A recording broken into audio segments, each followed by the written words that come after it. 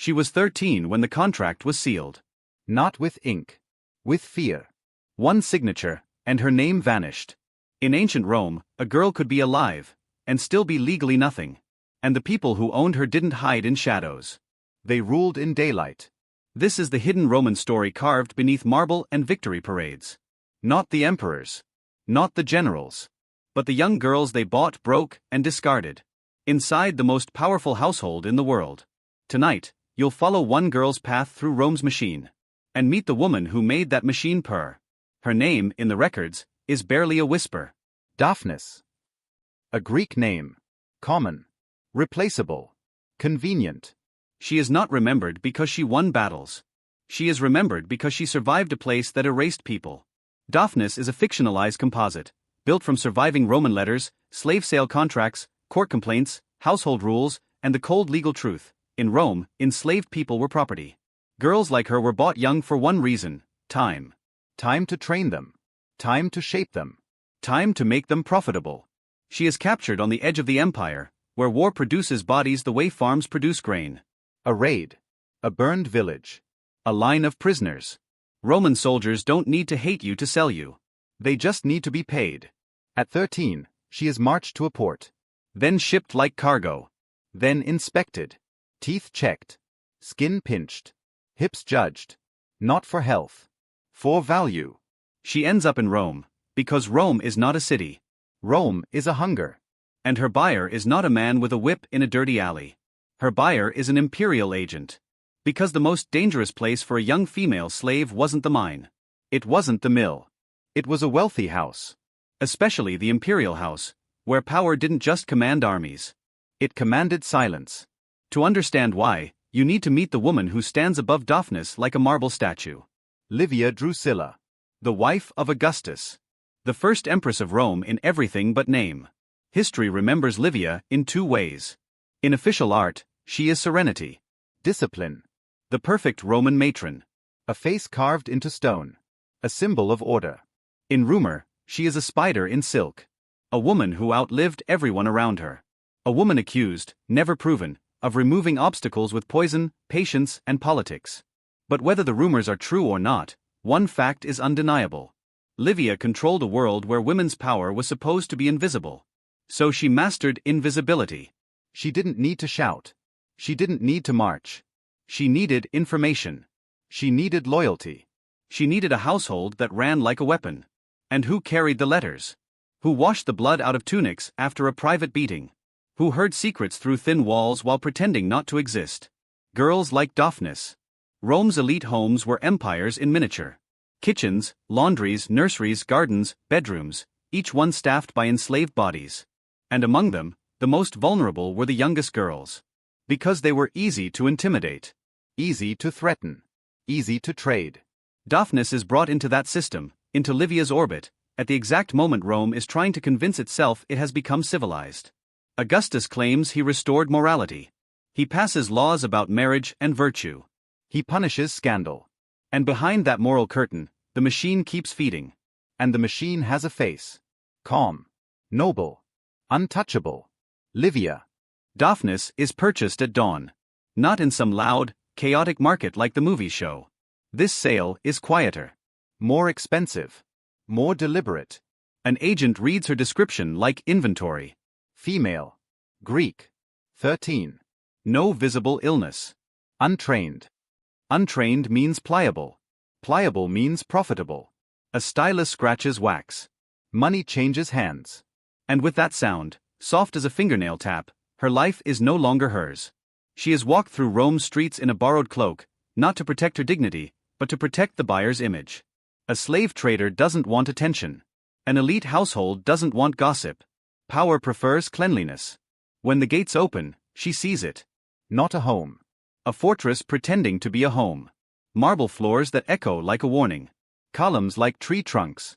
A garden so perfectly trimmed it looks unnatural, like nature has been forced to obey. This is the household tied to Augustus. And the household is ruled by Livia.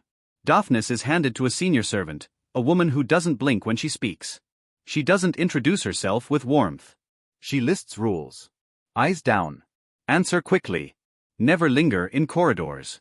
Never be alone with visitors. Never repeat what you hear. Never ask why. The first lesson is not how to work. The first lesson is how to disappear. They cut her hair shorter to stop lice, they say. They strip her clothes for washing, they say. They assign her a new name easier for Latin tongues, they say.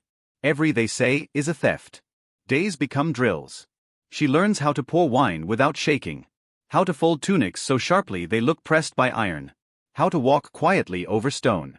How to stand behind a curtain and not move for an hour. A mistake earns punishment, but not always the same kind. That's the point. If punishment is predictable, fear becomes manageable. Sometimes it's extra labor until her hands split. Sometimes it's food withheld while others eat beside her. Sometimes it's a slap, sudden, public, humiliating, delivered by someone who smiles afterward. And then, one night, Daphnis witnesses something that changes how she understands power. She's carrying a basin through a corridor near the private rooms. She hears voices, controlled, careful. A senator's wife is visiting. The wife is crying. Not loud sobbing. Tight, terrified breaths. Livia speaks calmly. Almost kindly. Not like a queen. Like a physician. The words float through the doorway. Rumor is a fire. If you feed it, it spreads. If you starve it, it dies. The senator's wife whispers something, accusations, maybe. A name. A complaint. A fear. Livia answers with a single sentence, soft as silk. You have children. The crying stops. And Daphnis understands, the threat wasn't spoken. It didn't need to be. It was implied. In Rome, implied threats were the most elegant kind. Daphnis walks away with the basin shaking in her arms, realizing the house is not just a place of labor. It is a place where lives are shaped, quietly, like clay. As the months pass, Daphnis is promoted. Not because someone likes her. Because she is useful. She becomes a messenger inside the house. A runner between rooms. A carrier of sealed tablets. She's told not to read, but she doesn't need to. She recognizes the wax marks. The rings. The urgency. Some nights she sees Augustus himself from a distance, older than the statues, smaller than the myths. When he moves through halls, everyone straightens as if pulled by strings. And when Livia appears, it's different. People don't just obey. They align. Servants adjust their posture. Freedmen lower their eyes. Even powerful visitors soften their voices. Because Augustus commands Rome. But Livia commands the space around him. There is a moment, brief, unforgettable, when Daphnis is ordered to bring a cloak into a chamber. She enters with her eyes down. She sees feet. Sandals. The hem of a perfect garment. Then a pause. A voice. Raise your head. Daphnis freezes. Slowly looks up. Livia is watching her. Not with anger. Not with compassion. With assessment. Like a merchant judging goods. Livia's gaze moves from Daphnis's face to her hands. The small scars. The raw knuckles. Does she lie? Livia asks someone in the room. The senior servant answers quickly, no, Domina. Livia nods once. A decision made. Put her with the women's chambers. She learns quickly. Just like that, Daphnis is moved closer to the center of the house. Closer to perfume, silk, jewelry. Closer to the rooms where Rome's future is negotiated. And the closer she gets, the more she understands the true shape of her life. There are two kinds of young female slaves in Rome. The ones used for labor until they break. And the ones used for pleasure until they break. Sometimes it's the same girl, just in different years. In the women's chambers, Daphnis sees girls barely older than her dressed too finely. Their eyes are too blank. Their smiles are too practiced. They flinch when footsteps change speed. At night, certain doors close. Certain men enter. Certain girls are summoned. And in the morning, everything is clean again. Clean sheets. Clean floors. Clean lies. That is the genius of Rome's cruelty. It looks organized. It looks respectable. It looks like order. Livia's household runs smoothly because suffering is scheduled. And Daphnis is learning how to function inside it. Not because she wants to. Because the alternative is to be thrown out of the machine, into hunger, into the streets, into worse owners, into the kind of slavery where no one cares if you live. Inside the imperial home, there are rules. Rules don't make it safe. Rules just make it efficient. The first betrayal is quiet. It arrives disguised as a compliment. Daphnis is 14 now. Taller. Cleaner. More controlled. She has learned how to keep her face blank when she is afraid. One evening, a freedman, an administrator wealthy enough to wear good wool, calls her aside. "You're useful," he says. "You can make your life easier."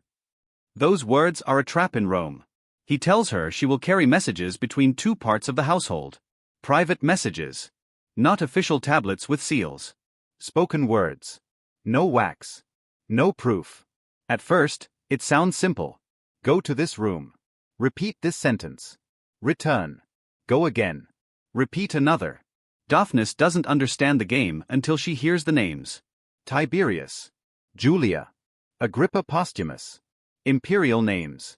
Names that decide who inherits the world. She begins to realize she's being used as a wire, something that transmits power without understanding it. A human corridor. Then she makes a mistake. Not because she is careless. Because she is human. A message is delivered to the wrong person, only by a few steps, only because a corridor was blocked, only because she was redirected by another servant. But in this house, only doesn't exist. The wrong person hears the wrong sentence. And the air changes. For the first time, Daphnis sees servants afraid of other servants. Whispering stops when she enters. Eyes follow her. Then slide away. She feels it, she has become dangerous. Not dangerous because she has power. Dangerous because she has knowledge.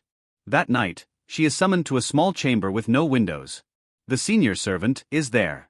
The freedman is there. And one guard. No one sits. No one offers water. Livia is not there. That is worse. Because it means this is beneath her dignity, yet still protected by her shadow. The freedman speaks softly. "You heard things," he says. Daphnis chooses her words carefully. "I heard words I was told to repeat.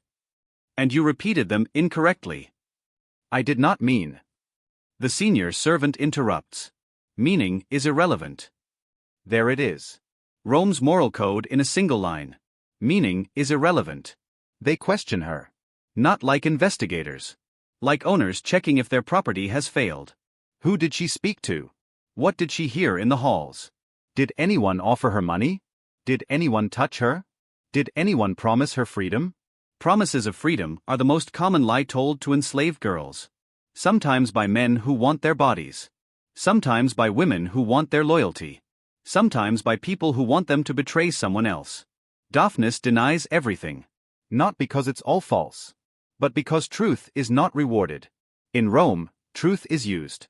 Then comes the real turn. The freedman steps closer and says, almost gently, "You can fix this. You can tell us who else is talking." Daphnis realizes what they want. They don't want the truth about the message. They want names. They want someone to blame. Because Rome is a stage, and every scandal needs a villain. Preferably a disposable villain. A slave is perfect. Daphnis feels her throat tighten. She remembers the girls upstairs. The ones who stopped smiling. The ones who disappeared. She understands the offer. Give them a name, and she might live. Refuse, and she might vanish. So she does what frightened people do when the world is built to crush them. She picks the least protected person. A girl called Marcia. 15. New. Quiet. Already disliked by the senior servant for being slow. Daphnis says Marcia's name. The room relaxes. Just a fraction. The senior servant nods as if confirming a suspicion. The freedman looks satisfied. They dismiss Daphnis with one warning. Speak of this to no one. Daphnis walks out feeling like she has swallowed something rotten. And the next day, Marcia is gone. No explanation. No farewell. Her sleeping mat removed. Her cup reassigned. In the machine, disappearance is a form of punctuation. It tells everyone else where the sentence ends. Daphnis tries to forget it. But forgetting is not allowed when you live among whispers. Soon, the household becomes tense for reasons no one states aloud. Visitors come more frequently. Meetings last longer. Augustus is seen less. Livia is seen more. And Daphnis begins to understand the deeper conflict, the war over succession. In an empire with no clear rule for inheritance, the future is a knife fight conducted with smiles. Everyone is honorable. Everyone is loyal. But loyalty in Rome is often just fear with better clothing. One afternoon, Daphnis is carrying linens near a study. The door is cracked. She hears Livia's voice, controlled, sharp. You will not embarrass this house. Another voice answers, young, angry, reckless. A noble woman. Maybe Julia. Maybe someone like her. A woman whose body and reputation are political property, traded by men and managed by women. The younger voice says something about freedom. Livia replies cold. Freedom is a story they tell fools. Daphnis nearly drops the linens. Because it's the first time she's heard the truth spoken plainly in this house. Freedom is a story they tell fools. Then comes the second betrayal. A guard corners Daphnis in a passageway and tells her she is needed in a guest wing. She is not given a reason.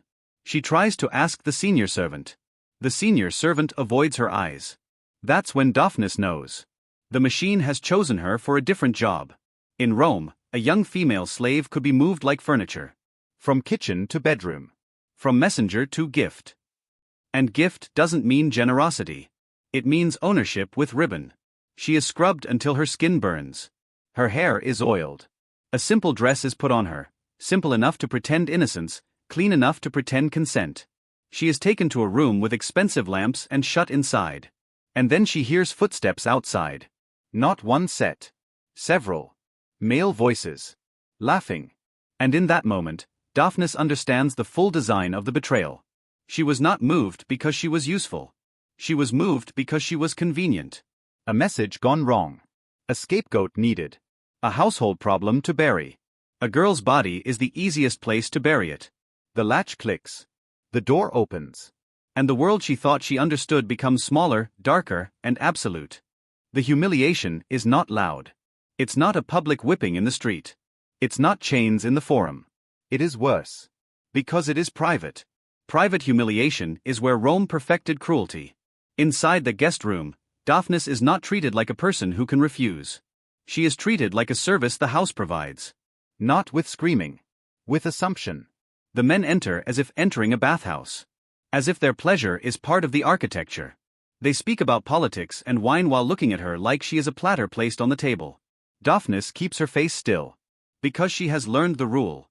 If you show fear, they call it entertainment. When it's over, the men leave satisfied, adjusting their garments like nothing happened. The lamps continue burning.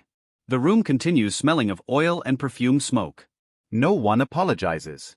No one acknowledges her. Later, a servant returns and tosses her a cloth. Clean yourself. That's the sentence. That's the care. Daphnis wipes her skin until it hurts. Not because she believes she can wash it away, but because washing is something she can control. Then the true capture begins. Not of her body.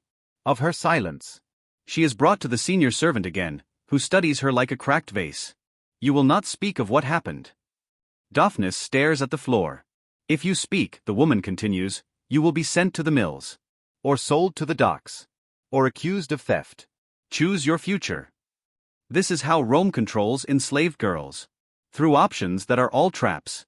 Daphnis realizes she is no longer simply a slave. She is now compromised property. And compromised property is handled carefully, like a weapon that might misfire. Her duties change. She is moved away from the women's chambers. Away from letters. Away from corridors where she might hear things. She becomes a cleaner. A body hidden behind brooms. A presence reduced to silence and dirty water. But humiliation has a second layer in Rome. Public shame. A week later, during preparations for a dinner, an expensive cup goes missing. The household panics. Not because of the cup. Because theft suggests disorder. Disorder suggests weakness. And weakness in the imperial orbit is dangerous. Someone must be accused. A slave is accused. Daphnis. They bring her into a courtyard with other servants watching.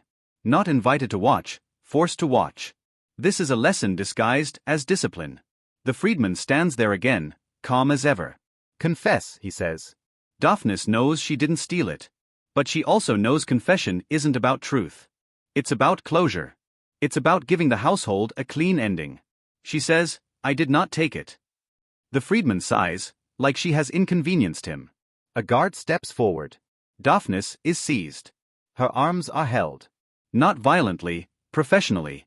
Then the freedman says the sentence that freezes her blood. Interrogate her. Interrogate. In Rome, that word is a legal loophole. A brutal one. Enslaved people could be tortured for testimony. It wasn't considered immoral. It was considered procedure. Roman law treated the slave's body as a tool for extracting truth, because slaves were believed to lie by nature. Daphnis is dragged into a side room. Not a dungeon. Not dramatic. Just a practical space with hooks and ropes used like household utensils. She is tied. Not to kill her. To break her certainty. The pain is kept just below fatal. Because dead slaves are losses. Broken slaves are investments. The freedman asks again. Where is the cup? Daphnis repeats, I don't know. A tug on the rope. A sharp inhale. A wave of heat through her arms. Who put you up to it? No one. Another pull. Soon, the questions change. They always do. Not where is the cup, but who are you loyal to? Not did you steal, but what have you heard? Not tell the truth, but say the name we need. Daphnis understands with sick clarity, the cup is irrelevant. The cup is an excuse. They want to know whether she's a leak. Whether she's a risk. Whether she's carrying more than linen in her memory. And Daphnis, half delirious, shaking, does what terrified people do. She gives them something. A half-truth. A harmless detail. A rumor she once overheard. A name that won't matter. It doesn't satisfy them. Because Rome doesn't want information. Rome wants control. Hours later, or maybe minutes, time collapses, she is untied and thrown onto the floor. You will be watched, the freedman says. And you will be grateful we kept you. Grateful. That word lands like spit. Daphnis crawls back to her sleeping space that night feeling smaller than she has ever felt.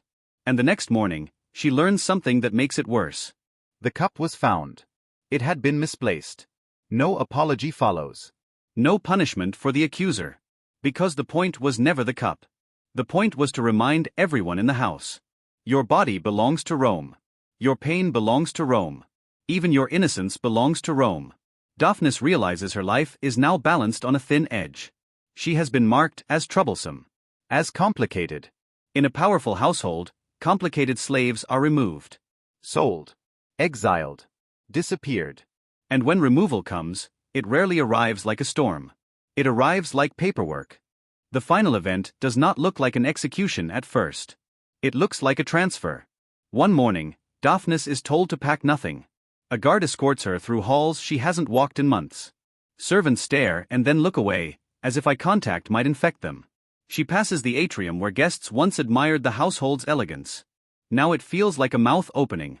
Outside, a cart waits. Not a prison wagon. Just a work cart. Ordinary. That's the horror of it, how ordinary it is. The guard says, you're being reassigned. Reassigned is another Roman euphemism. Like gift. Like interrogate.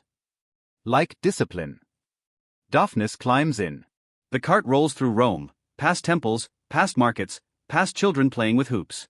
Life continues around her like she isn't there. That is Rome's greatest cruelty, it can destroy you without interrupting lunch. They arrive at a riverfront warehouse. The air smells like wet rope and fish and old wood. Men shout. Barrels thud.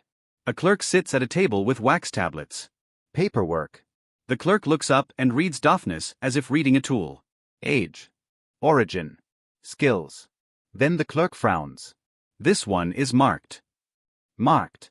Daphnis doesn't know what it means, but she feels it like a brand on her skin. A man approaches, middle-aged, well-fed, wearing the plain clothes of someone who profits from other people's misery. He is a dealer. Not necessarily in the legal sense. But in the Roman sense, a man who knows how to turn bodies into money. He asks the guard, what's wrong with her? The guard shrugs. Talks too much. Daphnis wants to laugh at the lie. She barely speaks at all anymore. But talks too much in Rome doesn't mean noisy. It means unsafe. The dealer studies her. Not with lust. With calculation. Then he says, she'll go cheap. Cheap. A girl reduced to a discount. The guard doesn't argue.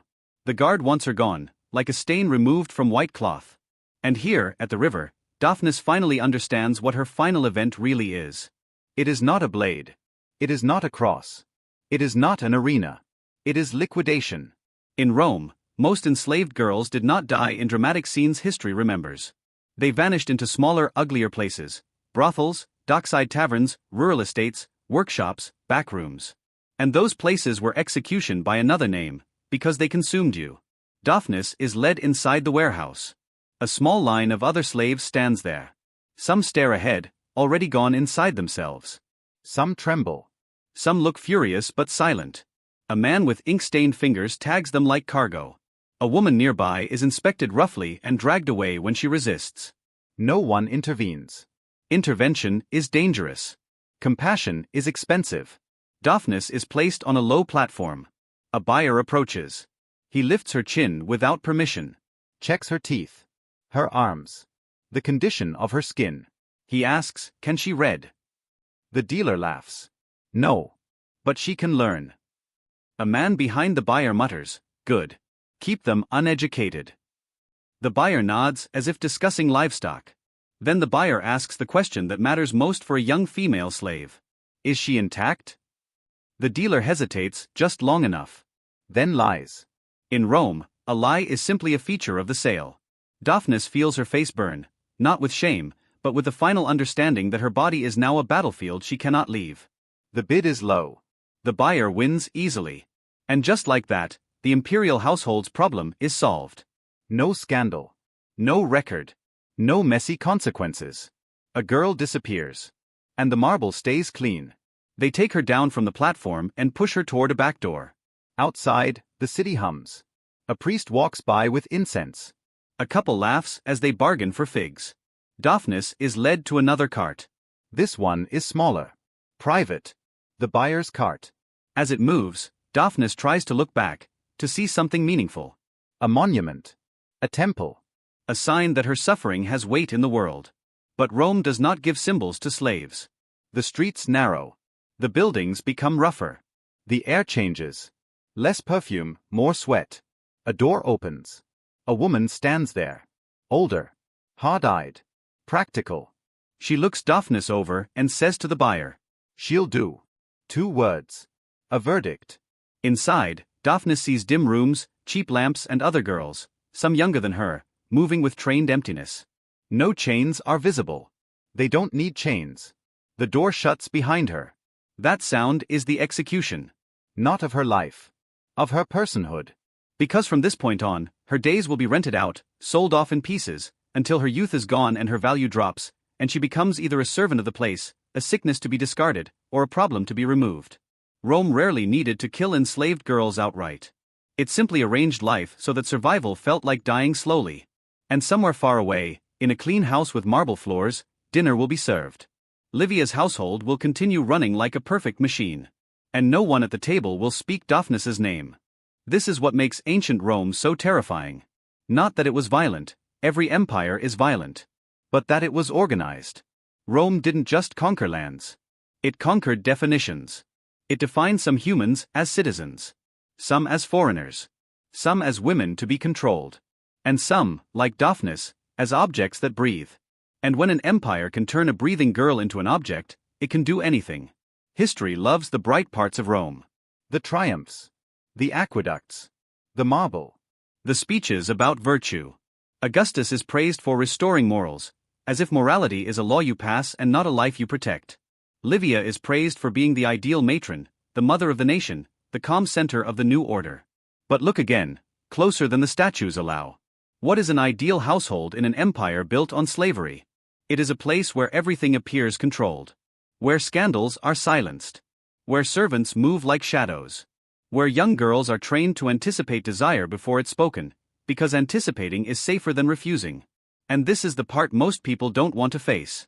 The imperial household didn't just reflect Roman power. It produced it. It produced clean clothing for public appearances. It produced meals for political meetings. It produced private rooms where alliances formed. It produced silence when silence was needed. And it produced bodies. Enslaved bodies were not an accident of the system. They were the fuel. A young female slave was valuable precisely because she could be shaped. Taught Latin. Taught manners. Taught obedience. And then used however the owner wished. For labor. For status. For sex. For leverage. Because the body of an enslaved girl could be turned into a gift to secure loyalty, or a threat to secure silence, or a scapegoat to protect reputations. That is what happened to Daphnis. She didn't lose her life in a single dramatic moment. She lost it by 1,000 administrative decisions. A transfer. A reassignment. A discipline. A sale. Rome excelled at making cruelty look like paperwork. And if you're wondering whether Daphnis's story is rare, the answer is the most disturbing part. It was common enough to be invisible. We know it from contracts that list girls beside kitchen tools. From letters where masters discuss slave pregnancies like inconvenient expenses.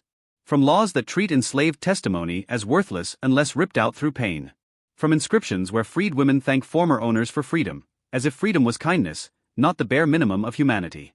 Some did escape. Some were freed. Some became part of households as nursemaids, hairdressers, attendants, still controlled but less exposed. But for countless others, the story ended exactly where Rome wanted it to end. Off the record. Off the marble. Off the page. Because empires don't only erase enemies. They erase evidence.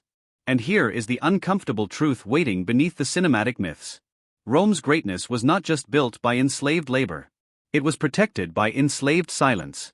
Silence created through fear. Fear created through punishment. Punishment delivered not only by monsters, but by polite administrators and respectable households. That's why Livia matters here. Not because we can prove she personally ordered every cruelty. We can't. But because she symbolizes the terrifying sophistication of Roman power. A system so refined it could destroy a girl without raising its voice. Livia's household, like many elite households, functioned as a political instrument. If a rumor threatened the family, it was contained. If a person threatened the household, they were removed. If a girl became inconvenient, she was sold. No blood on the marble. Just absence. And absence is the cleanest kind of violence. Daphnis, somewhere in a dim room near the river, learns what Rome teaches all its slaves eventually. Hope is dangerous. Because hope makes you hesitate. And hesitation gets you punished. So she becomes efficient. She becomes quiet. She becomes invisible. Rome gets what it wants. A machine that runs smoothly. But here's the final sting, one that should follow you long after this video ends. We can name the emperors. We can list their victories. We can recite their titles like prayers. But how many Daphnis girls existed behind every triumph? How many 13-year-olds were turned into reassignments and gifts? How many were punished for crimes that never mattered, just to prove a point? How many were erased so thoroughly that even their pain was unrecorded? And if Rome, the civilization that called itself the light of the world, could normalize that kind of cruelty, what does it say about power itself? When power feels threatened, who becomes disposable first? The final question isn't about ancient Rome. It's about us. If a society can admire marble and ignore the screaming beneath it, how do we know we aren't doing the same thing now? So ask yourself, honestly, if you lived in Rome, would you have noticed Daphnis at all? Or would you have stepped over her shadow and kept walking toward the parade?